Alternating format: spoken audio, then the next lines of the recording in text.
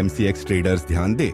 हमें पता है आपको बाजार खुलने के पहले कमोडिटी रिपोर्ट चाहिए। हमें पता है आपको पढ़ी लिखी और समझदार रिसर्च टीम चाहिए। हमें पता है आपको कमोडिटी एक्सचेंज से जुड़ी हर खबर की जानकारी चाहिए।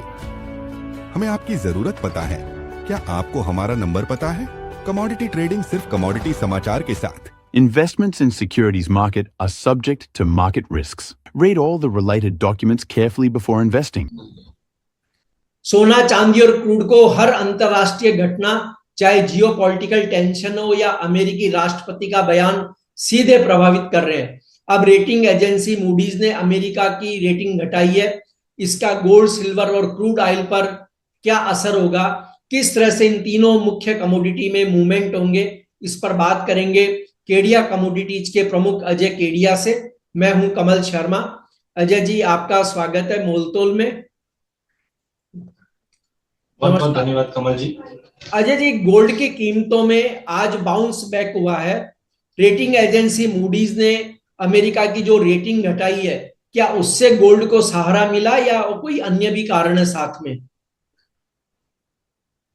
देखिए कमल जी, मुझे लगता है कि जिस ढंग से मैंने पहले भी बताया था आपके चैनल पे, मुझे 8 से 10% का मिनिमम फर्स्ट फेज का एक करेक्शन लगता है। और अगर हम देखें तो 99,380 का हाई लगने के बाद हमने पिछले हफ्ते में 90,890 का लो लगते हुए देखा, जो लगभग 9 से 10% का करेक्शन हो गया।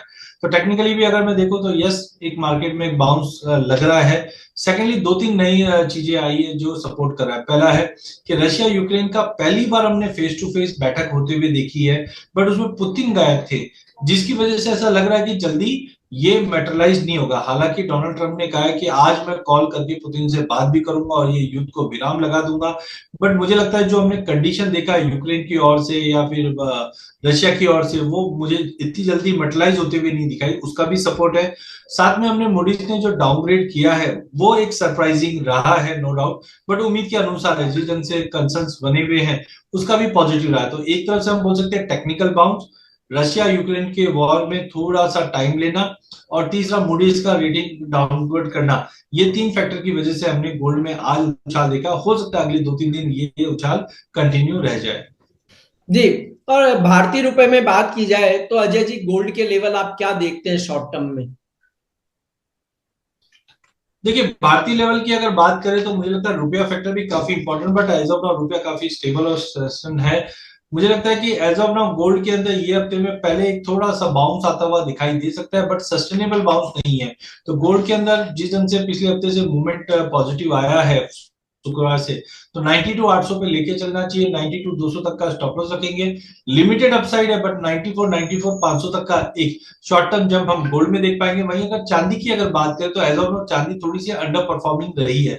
जनवरी से अभी तक की अगर बात करें तो गोल्ड ने 22% का रिटर्न दिखाया है, जबकि चांदी आज भी हम देख रहे हैं कि 15-16% ही दिखा पा रही है। तो गोल्ड सिल्वर रेशियो अभी भी यही दिखा रहा है कि चांदी थोड़ी सी अंडर परफॉर्मिंग है, बट मजबूत है। तो 94,800 पे लेके चलिए। लिमिटेड अपसाइड है, बट 96,500 से 97,000 तक का लेवल हम चांदी में भी देख पाएंगे। बट ध्यान रखिए, मीडियम टर्म आउटलुक अभी भी मंदा है। खाली अगले 1-2 दिन हम देख रहे हैं मार्केट में एक बाउंस पॉसिबल है जी। तो क्या आप की राय में चांदी में लॉन्ग टर्म इन्वेस्टमेंट करके चलना चाहिए? अगर आप लॉन्ग टर्म मानते हैं तो कितने समय का वो एक पीरियड होगा कि इतने समय के लिए अगर चांदी में निवेश किया जाए तो बेहतर रिटर्न निवेशक और ट्रेडर दोनों पा सकेंगे? कमल जी, काफी अच्छा सवाल है, क्योंकि आज के जितने मैं ट्रेडर से बात करता हूँ, जब उनको लॉन्ग टर्म की बात करता हूँ तो उनका लॉन्ग टर्म ही होता है हफ्ता 10 दिन का। बट मैं बताना चाहूंगा, जब लॉन्ग टर्म की बात कर रहे हैं तो आप 3-4-5 साल की बात कीजिए। देखिए, 1970 में हमने देखा था $50 का लेवल हमने चांदी में छूते हुए देखा, जिसके बाद हमने 2011 में देखा। ये एक तरह का कप फॉर्मेशन बन चुका है, और अब हम देख रहे हैं कि बार बार में प्राइजेस एक जो $31 का लेवल था वो ब्रिज कर चुका है। $35 का लेवल अगर टूट जाता है क्लोजिंग बेस पे, तो मुझे लगता है इमीडिएट टारगेट तो 40 का है, बट लॉन्ग टर्म अगर कोई 2-5 साल की बात करें तो चांदी में इतना सक्षम है कि ऊपर में $70 का लेवल भी दिखा दे, जो इस वक्त हम देखें $32 के करीब है। मतलब डबल होने की ताकत रखता है अगले 4 से 5 साल में। बट अगर हम ये साल के अंत तक की अगर बात करें तो मुझे लगता है 30-35% की तेजी अभी भी ड्यू है चांदी में, क्योंकि गोल्ड सिल्वर रेशियो 100 के ऊपर टिकेगा नहीं। 50 सालों में मैंने नहीं देखा कि ये रेशियो 100 के ऊपर गया। खाली कोविड के समय में हमने देखा 126 तक गया, फिर नीचे आ गया। तो अगर ये साल के अंत तक की बात करें तो 1,30,000 का जो लेवल मैंने पहले भी बताया था, वो मुझे अभी भी लग रहा है कि मिल सकता है चांदी में।